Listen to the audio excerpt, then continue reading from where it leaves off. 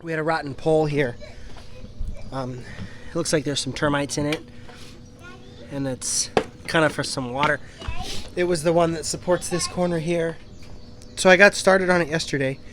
I got all the rotten wood out. There was the bottom step kind of wrapped around. So this whole frame was rotten, and then the boards on top were, and that pole. So we got the pole out. I put this temporary support here just because I didn't know what kind of wood we needed. So now we went to the Home Depot and I got some wood. So we're going to start by putting this pole back. And then the stairs look okay. There's a little bit of stuff we got to do to these stairs. So this isn't secured here, so this is loose. And then, I don't know if you can tell, but the way they did these stairs, they kind of put an angle board here to make it flat. But this doesn't. This is all kind of all messed up. So I'm going to use that post, and I'm going to put it in here so that it's a nice flat spot so that the board doesn't move. So we got the setup over here. We got the Ryobi 18 volt 7 1/4 miter saw. Got all the wood. Got my tool belt. The skill saw's up there. I got to get that out still. So this was the rotten pole. Showed you that. This is all the wood. This was the frame and then the top boards and stuff. I didn't throw any of this away yet because I need it for a template. This is the stuff that's good that we're keeping. This is the handrail and the pole. That's good, but I had to take it apart just to get to it all. So one thing I wanted to show you first before I start, I kind of like to lay the tool belt out, make sure all the tools are in here. I like to lay the tool belt out, make sure all the tools are in here. I also got a couple more new pencils just because this one's getting old. So I'm going to sharpen these up. I got this big round one that I'm going to try. Haven't tried that in a while. And then I have the, this is the pencil sharpener for these, but it should sharpen that. So I'm going to sharpen these pencils up, get ready, get knee pads on, and start working on this project. We got a few more things out. We got the skill saw out with the cord and the little three-prong thing. I got the guide for the skill saw because we got to rip down that 2x8, and then got the pencil sharpened.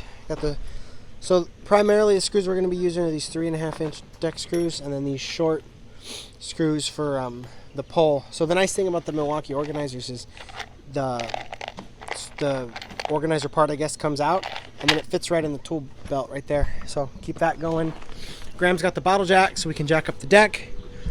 We need the level and the drill, then we'll start getting that ready. So the first thing we're going to do here is we're going to cut the 4x4. So I can only get an 8-foot 4x4. All this stuff is pressure treated. I don't know if it's different because we're here in Hawaii or what, but it's not that like that piece over there, which is the brown with like the little, I don't know, the holes, like little slots in it. This isn't like that, but it said it was pressure treated. So we're going to cut this piece, this 4x4 here.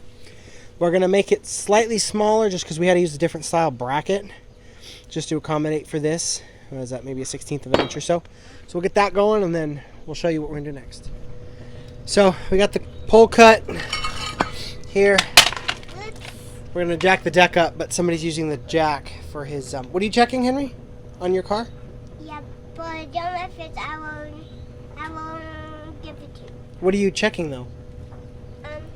My car, because the wheels are flat and that engine needs to be fixing it, and the wiper need to be fixing, and the steel.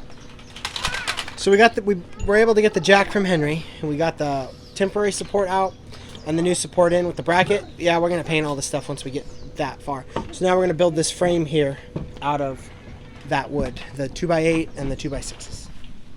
So we're going to change this a little bit. I'm using all this old rotten wood as like a template. So this is just a spacer that they cut just to fill in where the boards go. So this looks okay, so we may reuse this spacer. I'll see how much wood we have left over. But the way they did this is the 2x4 that they had flat, and then they ripped a 2x6 vertical. Let me see if it's better to see it this way. So this is what was flat on the concrete. This is a 2x4, and then they ripped a 2x6 this way. So my thought is I just got a 2x8, so I'm just going to rip a 2x8 this dimension from here to here. That way it's just less lumber, and then we'll build a frame that way out of that. I feel like it's less lumber and it's a little easier. And then we may reuse this little filler strip. We'll see when we get to that point. I got the saw set up at 5 7/8, which is what we're going to cut. We're going to rip off of this board. So we're going to rip the whole board. We don't need the whole board, but it's going to be easier just to rip it in one section. We bought this board just for what we're doing. The saw's already set up, and then that way when we go to cut, we can just cross-cut everything to the length instead of having to rip the dimension as well. We got the board ripped. That was it's a lot harder than I thought. I don't know if it's what kind of wood it is, like being pressure treated. But I think the saw might have finally burned up on me. I had this thing like 10 years, and I bought it used from somebody, so who knows how old it is, but that was a real hard cut. I didn't want to cut that.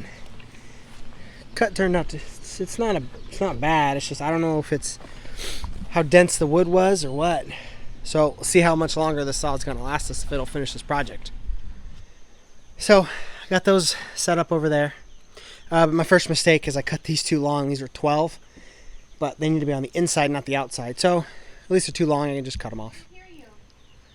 So I decided to use a new filler strip because it was the same dimension as the piece that I ripped off of those 2x8s. So we got that in there. That's the bottom frame. I wanted to put a center piece, and I just used a little leftover piece of that pressure treated 2x4. Yeah, it doesn't go all the way down to the bottom, but it's just a center support. So now we're gonna screw this in, and then I'm gonna fix these here. I'm gonna cut a little piece to go on the inside of both of those. And then we'll cut the tops, and then we won't screw the tops on, but we'll paint everything. So now that I got these little pieces on here, you can probably see why I wanted to do that. See how bad that is? This little piece here is the way they cut it. So one other thing too that I wanted to mention is when you do stuff like this, like you try to be square and plumb and level and everything, but sometimes with stuff that's already been built, you got to make it look right, because if you make it square, plumb, and level, it might look terrible because of the deck or whatever isn't exactly perfect. So you got to make it, it's kind of a give and take between doing stuff like this where you're just fixing something that's already there. So there, it's all framed up. The top decking boards aren't screwed down yet, so we got to paint it, and then there's a little trim board that goes there, and then we'll screw it down. So I got that painted. Ashlyn got some termite stuff she's going to spray because we think there was termites in that little pole. They didn't go up though. So all this stuff's painted. I decided to take the box off to paint because there's too many intricate little pieces that you probably wouldn't have been able to get if it assembled. All painted, so then now once paint dries we will reassemble it. All done. Still a little bit of wet paint. I touched up the screw holes so that you didn't see yellow screws coming up. Now it looks like the rest of it needs to be painted. Got the handrail back on. Had to change a couple screws around. Decided to trim it out a little bit differently, but I think it looks pretty good.